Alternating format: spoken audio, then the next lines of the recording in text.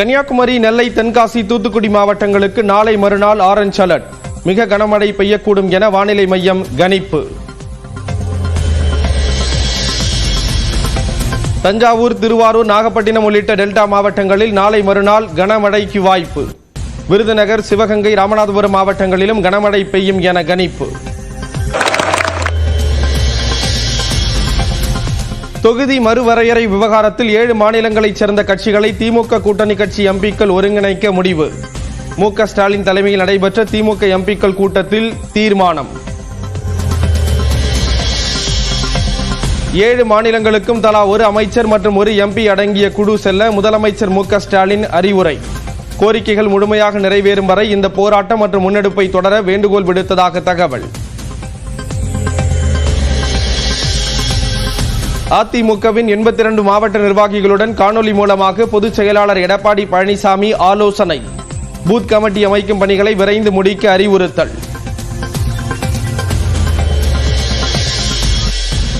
சென்னை கடற்கரை தாம்பரம் இடையே மாலை 4 மணி வரை வழக்கமான மின்சார ரயில்கள் ரத்து. தாம்பரத்திலிருந்து கோடம்பாக்கம் வரை 30 நிமிடத்திற்கு ஒரு முறை சிறப்பு ரயில் இயக்கம். தென்காசி மாவட்டம் குற்றாலத்தில் அனைத்து அருவிகளிலும் சீரான நீர்வரத்து. விடுமுறை தினம் என்பதால் சுற்றுலா பயணிகளின் எண்ணிக்கை அதிகரிப்பு.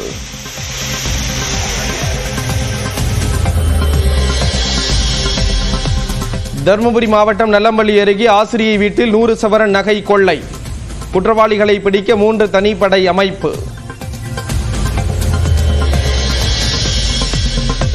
பழனி அருகே ஆயக்குடி சந்தையில் கொய்யாப்பழம் கிலோ 125 ரூபாய் வரை உயர்வு. விளைச்சல் குறைந்ததால் விலை அதிகரித்துள்ளதாக வியாபாரிகள் தகவல். குடியாத்தம் அருகே கோயிலில் சாமி கும்பிடும் போது தேனீ கடித்து ஒருவர் உயிரிழப்பு. காயமடைந்த 11 பேருக்கு மருத்துவமனையில் சிகிச்சை. சென்னை அருகே உத்தண்டி முதல் ஊரூர் வரை படகு போட்டி தொடங்கி வைத்து படகில் பயணித்த துணை முதலமைச்சர் உதயநிதி ஸ்டாலின்.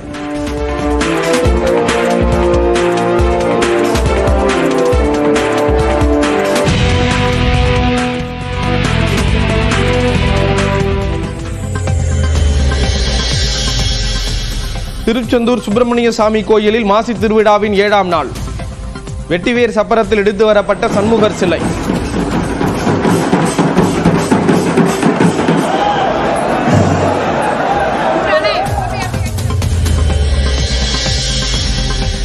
குங்குமப்பூ என கூறி பான் மசாலா விற்கும் விளம்பரத்தில் நடித்ததாக புகார்.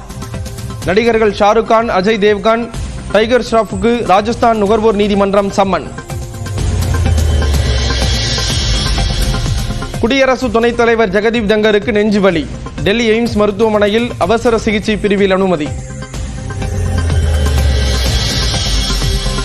சிரியாவில் முன்னாள் அதிபர் பஷார் அல் ஆசாத்தின் ஆதரவாளர்கள் பாதுகாப்பு படையினரிடையே கடும் சண்டை. அப்பாவி பொதுமக்கள் உட்பட 1000 பேர் 2 நாட்களில் படுகொலை. இந்தியா, நியூசிலாந்து இடையே சற்று நேரத்தில் தொடங்குகிறது சாம்பியன்ஸ் டிராபி இறுதிப் போட்டி. 2000ஆம் ஆண்டு தோல்விக்கு பழி தீர்க்குமா என இந்திய ரசிகர்கள் எதிர்பார்ப்பு. சாம்பியன்ஸ் கோப்பை இறுதிப் போட்டியை பெரிய திரையில் ரசிகர்கள் காண நடவடிக்கை. சென்னை மெரினா மற்றும் பெசநகர் கடற்கரைகளில் ஏற்பாடு.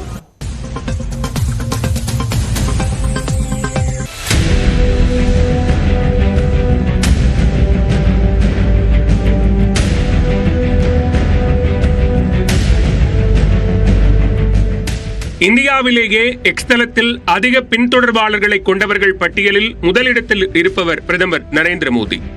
அவரது கணக்கை 10,25,00,000 பேர் பின்தொடர்ந்து வருகின்றனர். இந்நிலையில் மகளிர் தினத்தையொட்டி வாழ்த்து தெரிவித்து வீடியோ வெளியிட்ட பிரதமர் மோடி நாள் முழுவதும் தனது எக்ஸ் பக்கத்தை பெண் சாதனையாளர்கள் கையாள உள்ளதாக அறிவித்திருந்தார்.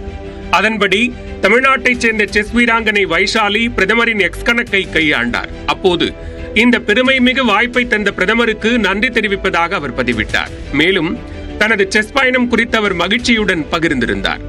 சென்னையைச் சேர்ந்த வைஷாலி 2023ஆம் ஆண்டு FIDE கிராண்ட் ஸ்விஸ் போட்டியில் வென்றார். 2012ஆம் ஆண்டு நடந்த 12 வயதுக்குட்பட்டவர் மற்றும் 14 வயதுக்குட்பட்டவர்களுக்கான போட்டிகளிலும் சாம்பியன் பட்டம் வென்றவர். 2018 இந்தியாவின் 3வது பெண் கிராண்ட் மாஸ்டர் மற்றும் தமிழ்நாட்டின் முதல் பெண் கிராண்ட் மாஸ்டர் என்ற பெருமையை பெற்றார். மோடியின் எக்ஸ்தலத்தை கையாண்ட மற்றொரு பெண் பீகாரின் நாளந்தாவைச் சேர்ந்த அனிதா தேவி. பீகாரின் ஜீவிகா திட்டத்தில் காளான் வளர்ப்பு பயிற்சியை பெற்றார். காளான் வளர்ப்பில் பெரும் சாதனைகளை புரிந்து வரும் அனிதா தேவி இந்தியாவின் காளான் பெண் என அழைக்கப்படுகிறார். மோடியின் எக்ஸ்தலத்தில் தற்சார்பு கொண்ட தனது வாழ்க்கை குறித்து அவர் பதிவிட்டிருந்தார். பிரான்டியர் மார்க்கெட்ஸ் நிறுவனர் மற்றும் செயல் தலைவரான அஜய்தா ஷாவும் மோடியின் எக்ஸ்தலத்தை கையாண்டார்.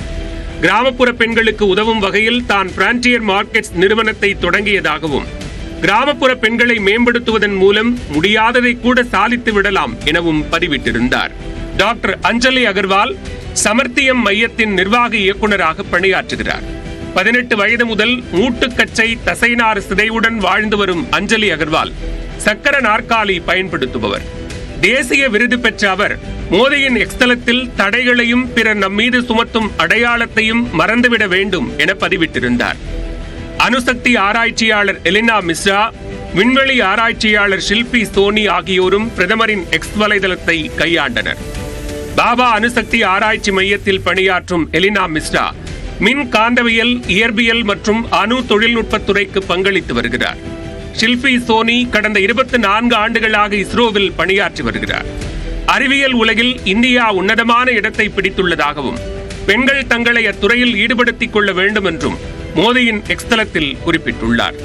சாதனை பெண்களின் கதைகள் மூலம் மற்ற பெண்கள் ஊக்கம் பெறும் முயற்சியாக இந்த நடவடிக்கை எடுக்கப்பட்டுள்ளது.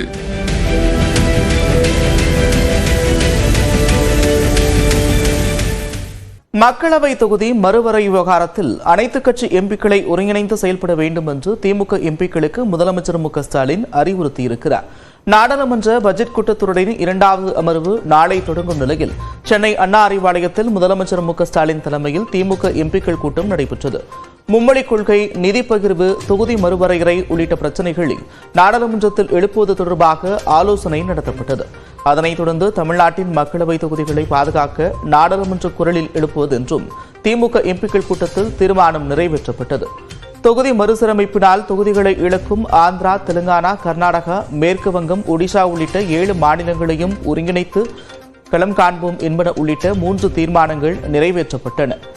அனைத்துக் கட்சி கூட்டத்தில் முடிவெடுக்கப்பட்டபடி அமைக்கப்பட்டுள்ள கூட்டு நடவடிக்கை குழுவுக்கு பிற மாநில கட்சிகளை நேரில் சென்று அழைக்க அமைச்சர்கள், எம்பிக்கள் கொண்ட குழு அமைப்பது குறித்தும் இன்றைய கூட்டத்தில் ஆலோசிக்கப்பட்டது. அதன்படி கேரளாவிற்கு அமைச்சர் பழனிவேல் தியாகராஜன், ஆந்திராவுக்கு அமைச்சர் ஏவாவேலு, மேற்கு வங்கத்திற்கு திமுக நாடாளுமன்ற குழு தலைவர் கனிமொழி, ஒடிசாவிற்கு அமைச்சர் TRV ராஜா ஆகியோரை அனுப்பி வைக்க முடிவு செய்யப்பட்டிருப்பதாகவும் கூறப்படுகிறது.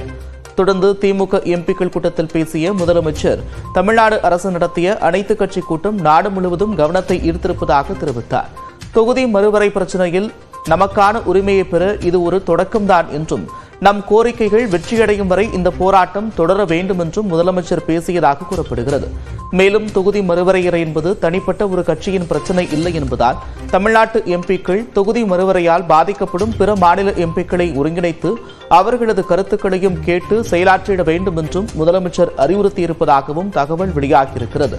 மேலும் இந்தி உட்பட எந்த மொழி குறித்தும் வீண் விமர்சனங்களை வைக்க வேண்டாம் என்று திமுக எம்பிக்களுக்கு முதலமைச்சர் அறிவுறுத்தியிருப்பதாகவும் கூறப்படுகிறது. அதிமுகவின் கொள்கைகளை மக்களிடத்தில் கொண்டு சேர்க்கும் வகையில் தென்னை பிரச்சாரங்களை தீவிரப்படுத்த வேண்டும் என்று அக்கட்சி நிர்வாகிகளுக்கு எடப்பாடி பழனிசாமி அறிவுறுத்தியிருக்கிறார். அதிமுக மாவட்ட செயலாளர்கள், ஒன்றிய நிர்வாகிகள் மற்றும் பொதுக்குழு உறுப்பினர்களுடன் அக்கட்சியின் பொதுச் செயலாளர் எடப்பாடி பழனிசாமி தலைமையில் அலுவலகத்தில் இருந்தபடி காணொலி காட்சி வாயிலாக ஆலோசனை நடத்தினார். நிர்வாகிகள் அனைவரும் தங்களது மாவட்டத்தில் இருந்தபடியே கூட்டத்தில் கலந்து கொண்டனர். அப்போது பூத் கமிட்டி அமைப்பது, கட்சி வளர்ச்சி பணிகள், புதிய உறுப்பினர் சேர்க்கை உள்ளிட்டவை குறித்து நிர்வாகிகளிடம் எடப்பாடி பழனிசாமி கேட்டறிந்தார். தொடர்ந்து நிர்வாகிகள் மத்தியில் பேசிய எடப்பாடி பழனிசாமி, பொறுப்புகளில் காலியாக உள்ள பதவிகளுக்கு உடனடியாக நிர்வாகிகளை நியமிக்கும்படியும் அறிவுறுத்தியிருக்கிறார். பூத் கமிட்டி விரைவாக அமைத்து அந்த பட்டியலை தலைமைக் கழகத்திற்கு அனுப்பி வைக்க வேண்டும் என்றும் கூறியிருக்கிறார். மேலும் கட்சி கொள்கைகளை மக்களிடம் கொண்டு சேர்க்கும் விதமாக தென்னை பிரச்சாரத்தை தீவிரப்படுத்த வேண்டும் என்றும் எடப்பாடி பழனிசாமி கேட்டுக் கொண்டார்.